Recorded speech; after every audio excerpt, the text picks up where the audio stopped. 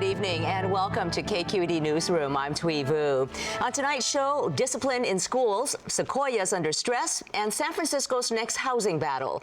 This week, San Francisco voters rejected Proposition F, which would have placed limits on short-term home rentals. Airbnb, which facilitates such rentals, spent more than $8 million to defeat the measure.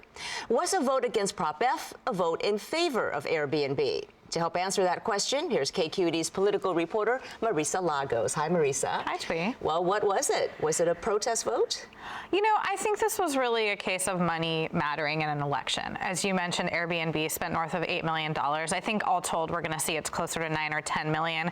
The opposition spent a tiny fraction of that. And just a tenth, really, of the other camp had. And I think that, you know, voters heard that.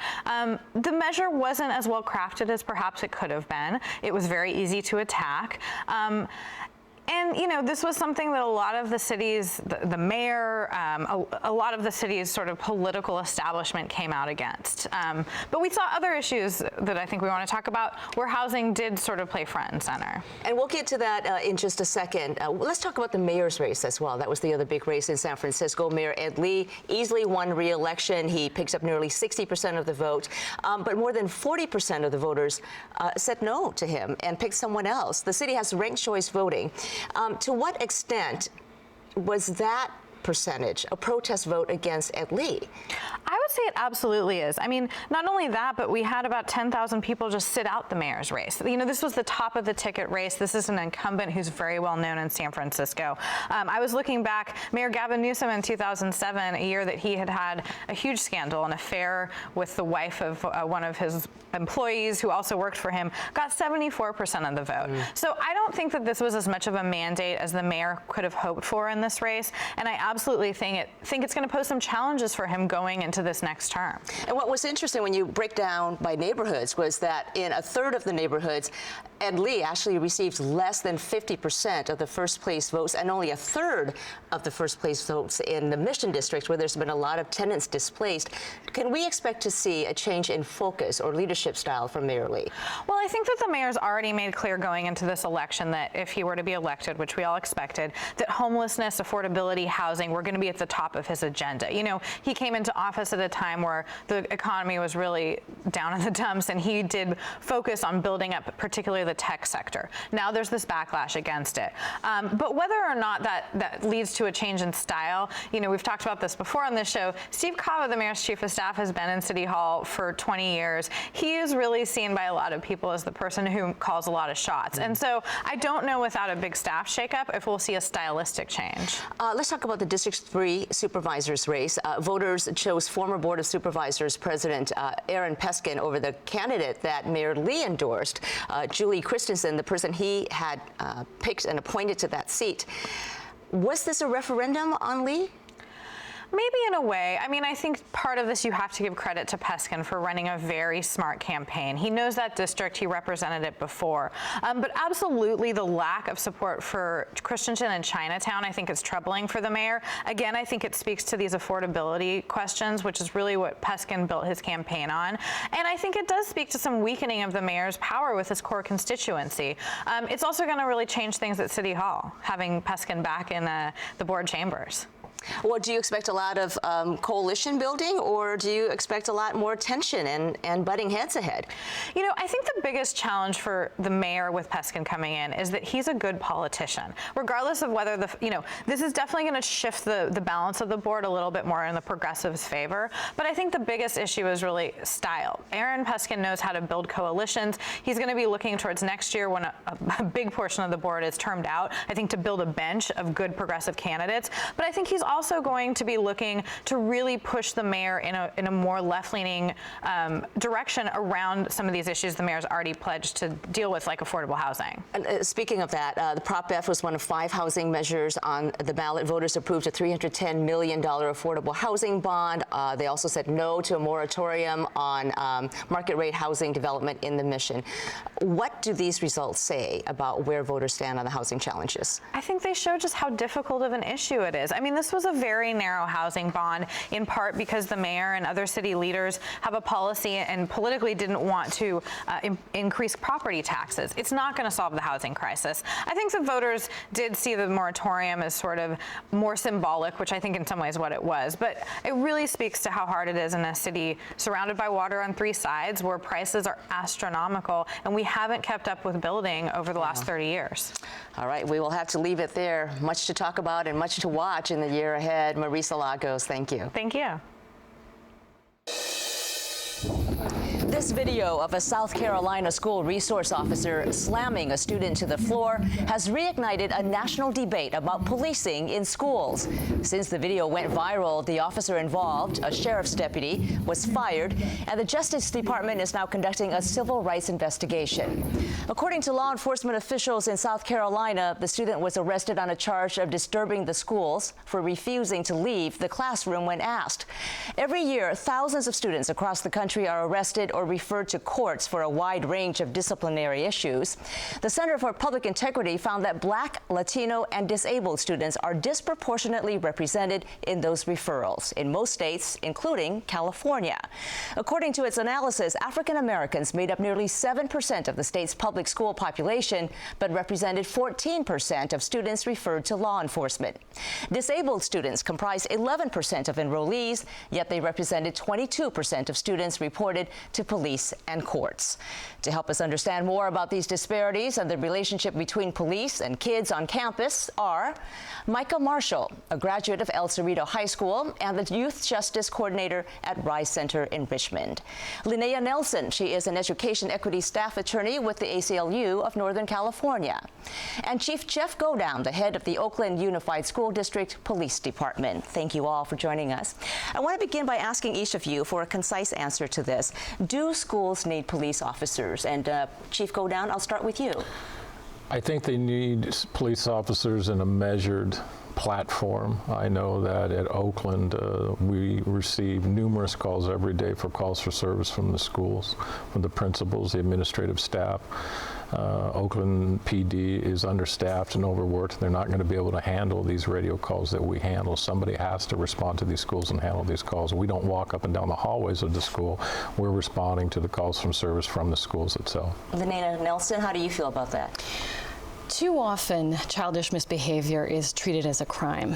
Virtually all of the vast majority of law enforcement involvement in schools is for minor misconduct, such as disrupting school or public misconduct, rather than any sort of serious threat to personal safety.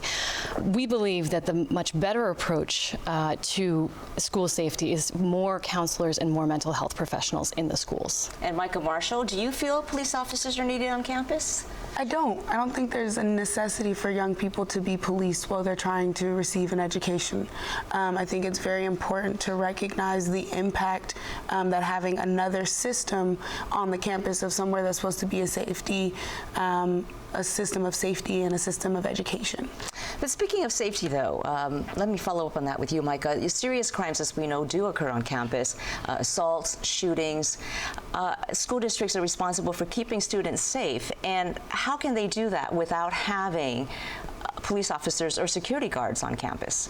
I don't think that I meant to say that there's no need for any type of security or safety protocol in the educational system. I also think there's a measure of where police officers need to be involved. And there's a sense of having a police officer on campus that gives an unwelcoming approach to young people coming into the space. So they feel like there's a sense that they need to protect themselves.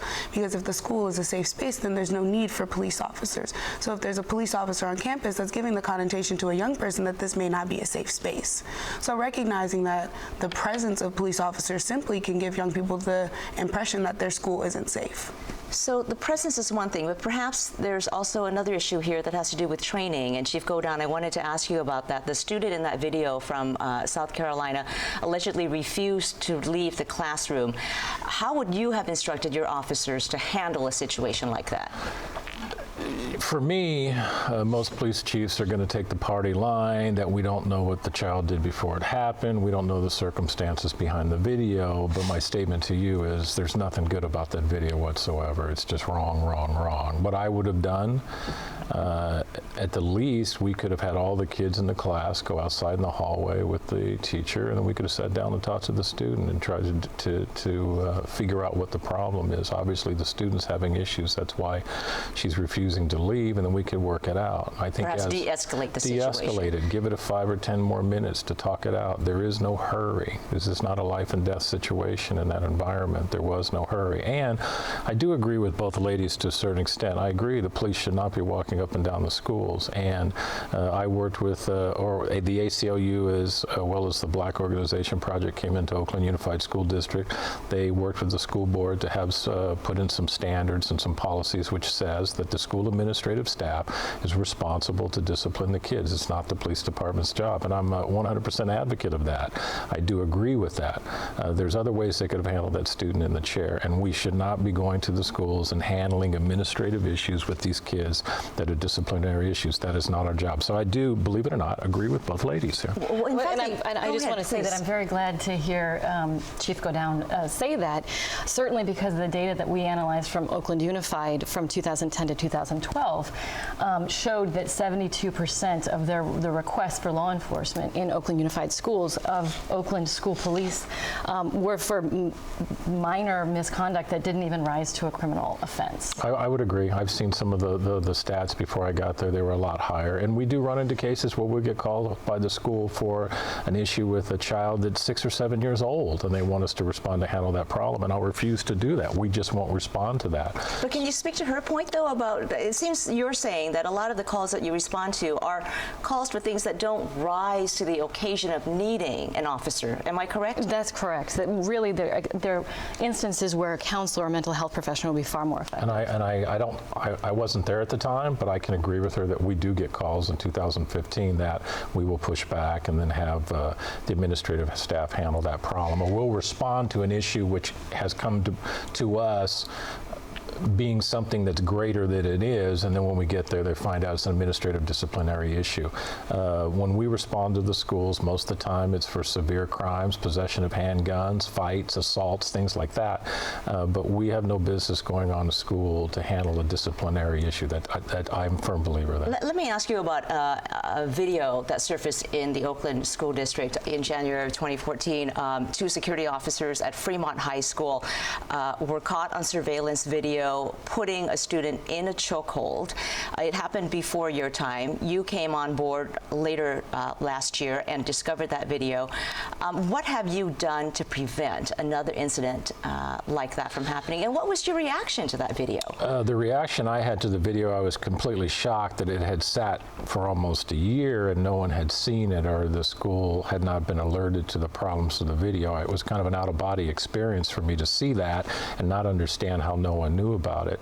The 2 security officers, I mean, the issue with that was, we have to go back to the point, the kid was called to the office. He wasn't standing in the doorway because he wanted to be there. He was told by one of those administrative folks to go wait there in the office for them, and I don't know why they just didn't get this administrator who wanted to talk to him and defuse the situation. Once those security officers put their hands on that child, that's when all bets were off and it turned into a full-fledged fight. So what have you done now to make sure something like that does not happen again? We have 90 school security officers that are stationed throughout the school system. Some schools have more. Fremont High School, I think, had 5 or 6 security officers at the time.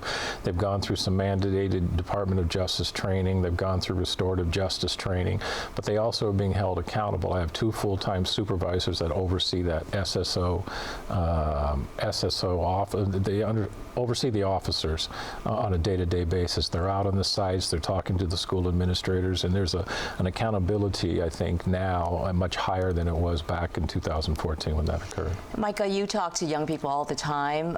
What can be done to build better trust between students and police officers? Yeah, at RYSE we run a program called Justice Rising, which is basically a Know Your Rights program for young folks to be able to get information and have conversations about different interactions and experiences with police officers, and recognizing real life experiences and recognizing real life experiences. And so making sure that young people have the opportunity to build relationships with police officers is one of the things that hands down our young people have said. They want to understand that the school resource officers at their school care about them and have a general sense of their well-being, and understanding that there's a humanized response that happens between both officer and young person, recognizing that both of these people are humans and treating each other as such. One of the young people had mentioned they would prefer if a police officer treated them as they would their son or daughter.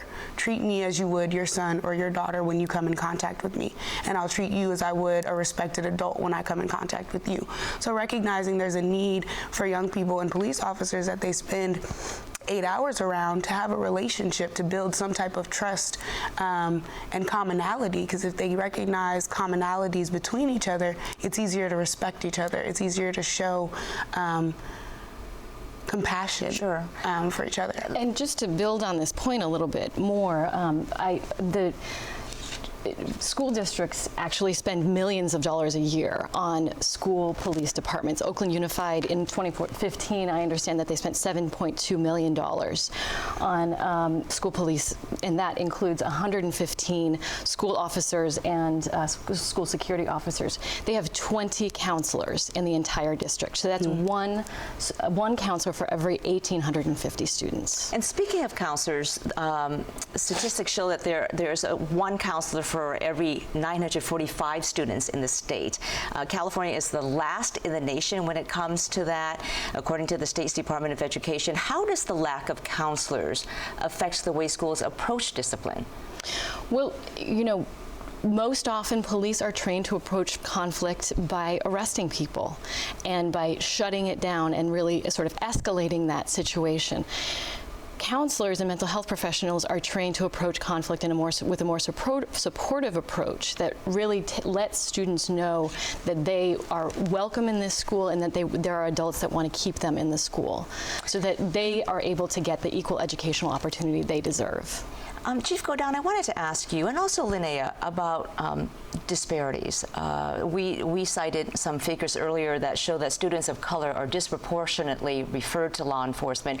Why do such disparities exist, and what is the impact of those disparities on how students perform later in life?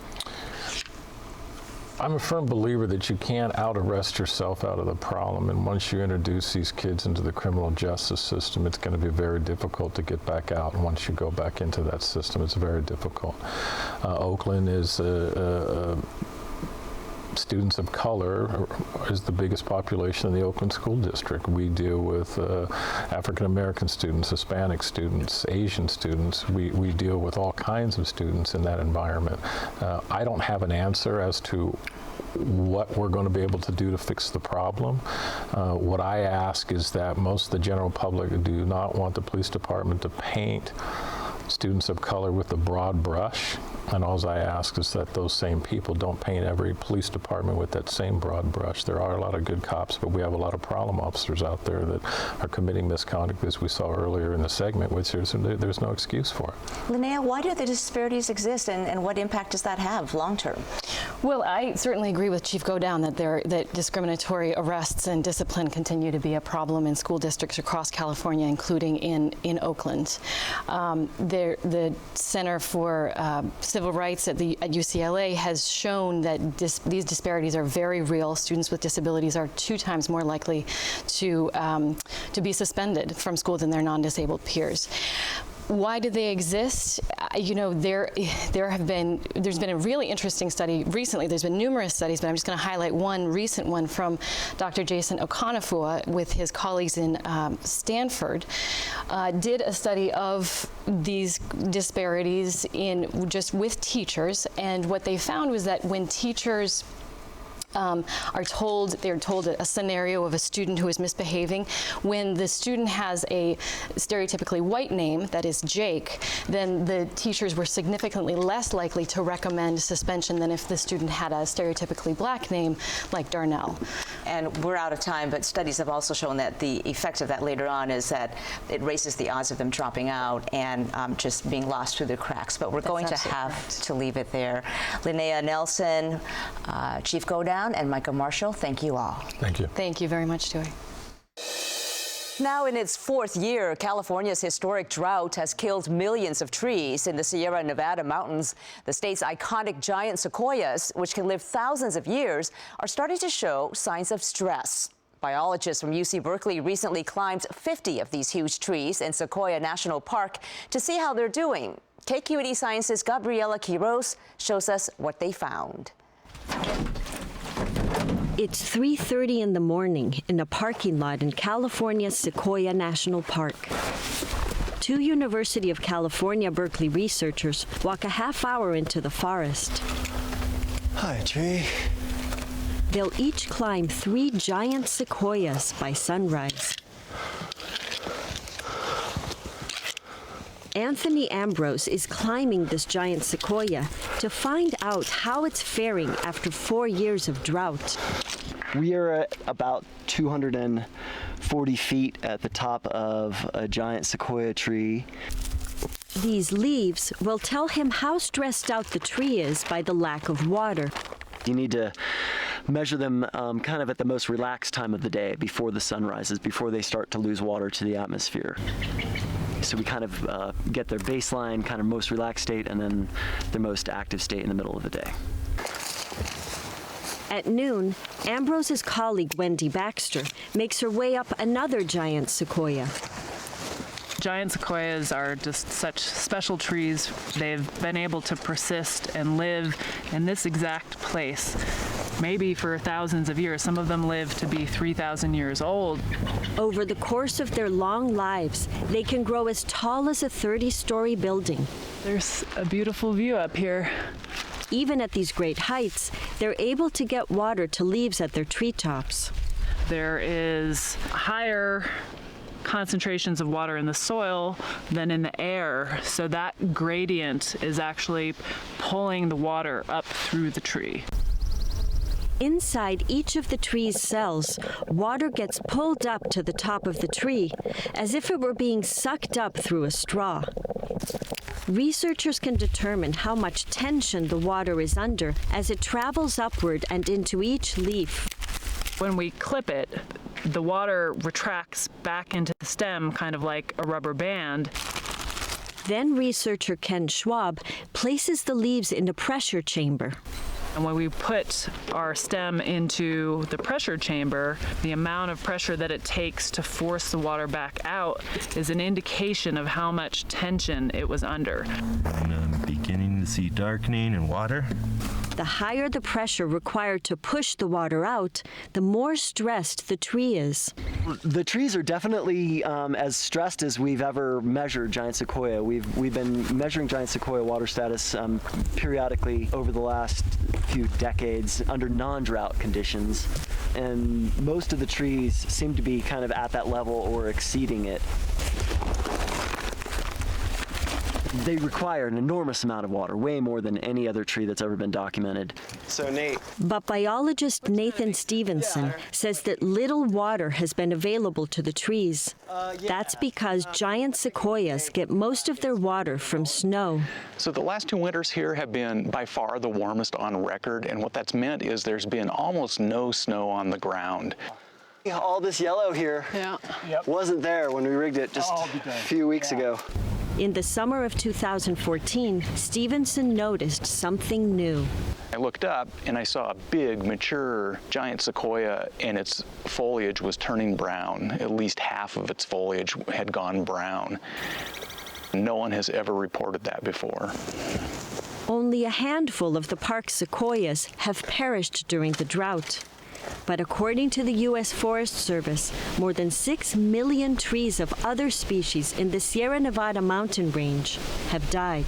We're seeing firs, pines, incense cedars, and oaks are all dying at a rate we've never seen before. Even during the 1977 drought in California, we didn't see this many trees dying. Trees move water from soil to the atmosphere, which helps create rain and snow. When little water is available, the pull of the dry atmosphere creates so much tension that it breaks the water column. Gas that was present in the water forms bubbles, which prevent water from moving up to the treetops. If bubbles stop water flow in cell after cell, the tree dies. Over time, tree deaths can reduce precipitation and cause the land to dry even more. Giant sequoias are resilient trees, and for now, most of them are weathering the drought, says Sequoia National Park's Corin Neidick. A lot of our sequoias are still appearing healthy, still doing well during the drought, but there are some that are showing symptoms, and we want to learn more about that and be able to track that stress.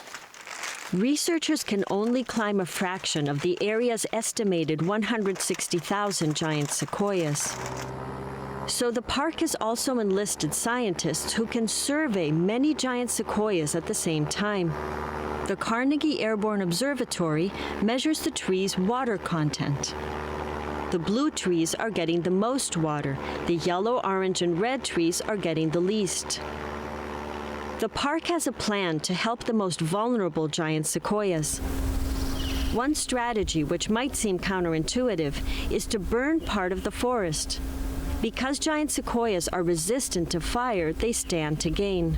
There's less competition for the larger trees that remain behind, so the larger trees have more access to water and nutrients and helps them get through the drought. And if the symptoms got more severe, the park might consider watering its most famous giant sequoias, including the General Sherman, billed as the largest tree in the world. The National Park Service doesn't currently water any plants, choosing instead to let nature take its course. But that could change. Looking to the future, if humans continue to warm the climate by adding greenhouse gases to it, we might have to consider some unnatural actions. With snowpacks disappearing, the park may be forced into a more active role. One that could include drip irrigation for the General Sherman and the other famous trees. And once again, that was Gabriela Quiroz reporting. Let's hope El Nino can provide some relief. That is it for now. Thanks for watching. I'm Thuy Vu. For all of KQED's news coverage, please go to kqednews.org.